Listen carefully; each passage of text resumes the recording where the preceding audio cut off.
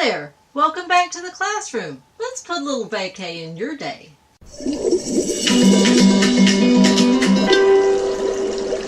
Today's vacay Q&A comes from Deanna in Illinois. Deanna says, "Hi Miss Kears." Hi Deanna. "I enjoyed the segment on routines and rituals, but when I documented my morning routine, I realized that that's where my tail on fire syndrome begins. Every morning between getting the kids up and ready for school and me ready for work, I end up exhausted and frustrated before I make it out the door. Very often my husband and I argue in the mornings as well. I know it's because of the stress of getting everyone's day started, but I don't know what to do about it. Any suggestions?" Well, as a matter of fact, Deanna, yes, I think I can help you with that. It's a very common problem to be frustrated in the mornings before you ever even get out the door, especially when you have a family and everyone's going in different directions. So there are some things that we can do to help with that level of frustration and make it a little smoother to ease you into your day. The first thing we have to do, like everything else, is we have to prepare. And that begins the night before. You can't prepare for the next day. You have to prepare the night before. So in the evening, before bed, make it another ritual to make your rounds and make sure everyone has what they need for the next morning. So if it's cold outside, make sure everyone's big coats are on the hooks by the door, and if it's raining, make sure galoshes or raincoats or umbrellas are ready. So whatever everybody needs, think it through before you go to bed the night before and prepare it so that when you wake up the next morning, it's a smooth transition. That makes it much easier to get everybody ready. It's when everything is ready and waiting for you when you get up. So first and foremost, be sure you prepare the night before. And then plan ahead. Like not just the night before, but ahead. So on the weekends, think, what can you do to make your week easier? For instance, you may do all the laundry and make sure everybody has all their clean clothes and everything's ready to go for the next week.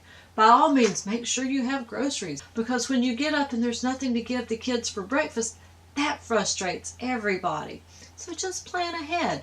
Plan to have some cold medicines on hand so that if somebody gets up with a stuffy nose, you don't have to stop everything and run to the store. Have those things readily available.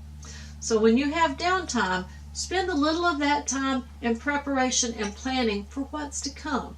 Make sure that you have everything readily available, because it makes it so much easier and so much less frustrating to just have what you need on hand. And again, we have to pay attention and plan and prepare for these things, because it doesn't just spring up out of the ground. It's up to us to make sure that they are handy and that they are there. And if we have to get them anyway, we might as well do it ahead of time.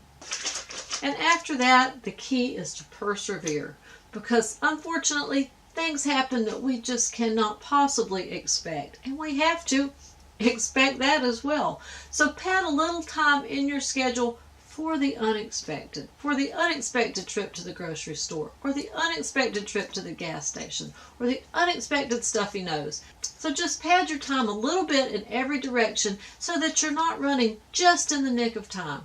Because if you pad your time a little and you end up with a little extra time, well, then that gives you a chance to go over your to-do list, or plan your day, or just sit and meditate in silence for a moment. There's no problem with having a little extra time, but not having enough time is always a source of stress and frustration. So, the next time you're having trouble getting out the door, just remember, prepare the night before. Always make sure everybody has what they need before you go to bed, so that when you wake up, you can wake up relaxed and energized.